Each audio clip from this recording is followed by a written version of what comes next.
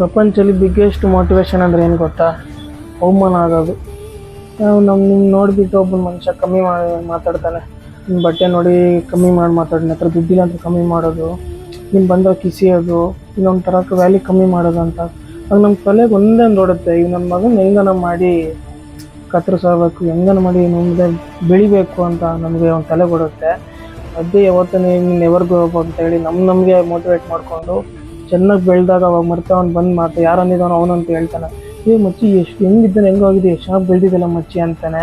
ಅವಾಗ ಸಕ್ಸಸ್. ಯಾಕಂದ್ರೆ ಅವತ್ತು ಒಂದಿದ್ದಕ್ಕೆ ನಾವು ಇದು ರಿಟರ್ನ್ ಮಾಡಿದ್ರೆ, ಅವ್ನಿಗೆ ಎದುರು ಮಾತಾಡಿದರೆ ನಾವು ಅಂದ್ಕೊಂಡಿದ್ದಲ್ಲ, ನಮ್ಮ ಸುತ್ತಮುತ್ತಲು ಫ್ರೆಂಡ್ಸ್ ಹಿಂಗಿದ್ರೆ 100% ಬೆಳಿಬೇಕು. ಯಾಕೆ ಅವರೇ ನಮ್ಮ ಜೀವನದಲ್ಲಿ ಚೇಂಜ್ ಮಾಡ್ತಾರೆ.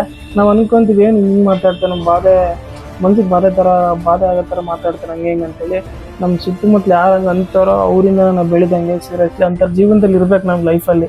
ಯಾಕಂದರೆ ಸುಮ್ಮನೆ ಅವ್ರು ಅಂದಂಗೆ ನಾವು ನಮ್ಮ ಜೀವನ ಚೆನ್ನಾಗಿರುತ್ತೆ ಬಿಡಪ್ಪ, ನಾನು ಹಿಂಗೆ ಬೆಳಿಬೇಕು ಮಾಡಲೇಬೇಕು ಅಂತೇಳಿ ಒಂದು ಇಂಟ್ರೆಸ್ಟ್ ಬರುತ್ತೆ. ಆವಾಗ ಇಂಟ್ರೆಸ್ಟ್ ಕಮ್ಮಿ ಆಗಿಬಿಡುತ್ತೆ. ನಿಮ್ಮ ಬಗ್ಗೆ ಸುತ್ತಮುತ್ತಲು ಅಂತಾರೆ ಇದ್ರೇ ನಾವು ಲೈಫಲ್ಲಿ ಬೆಳೆಯೋಕ್ಕಾಗೋದು, ಬೇಗ ಮುಂದ್ಗಡೆ ಜೀವನದಲ್ಲಿ ಬೇಗ ಬೆಳೆಯೋಕ್ಕಾಗೋದು. ಯಾಕಂದ್ರೆ ಅಂತಾರೆ ಇಲ್ಲಾಂದರೆ ಜೀವನ ಅನ್ನೋದೇ ಇರೋಲ್ಲ. ಪ್ರತಿಯೊಬ್ಬರ ಜೀವನದಲ್ಲಿ ನೋಡ್ತಾ ಇರ್ತೀವಿ, ಎಲ್ಲ ಪ್ರತಿಯೊಂದು ಇರಬೇಕು. ಇಲ್ಲ ನನ್ನ ಜೀವನ ಹಿಂದಿಗೆ ಸ್ಮೂತ್ಗೆ ಹೋಗ್ಬೇಕು, ನಾನು ಅಂದ್ಕೊಂಡು ಮಾಡ್ಬೇಕಂದ್ರೆ ಆಗಲ್ಲ. ಸುತ್ತಮುತ್ತಲಿಂದ ಜನ ಇದ್ರೇ ನಮ್ಮ ಜೀವನದಲ್ಲಿ ಸಕ್ಸಸ್ ಆಗೋದು. ನಿಮ್ಮ ಜೀವನದಲ್ಲಿ ಯಾರೇ ನಿಮಗೆ ಮಾಡಿದ್ರು ಕಾಮೆಂಟ್ ರೂಪದಲ್ಲಿ ತಿಳಿಸಿ. Next by.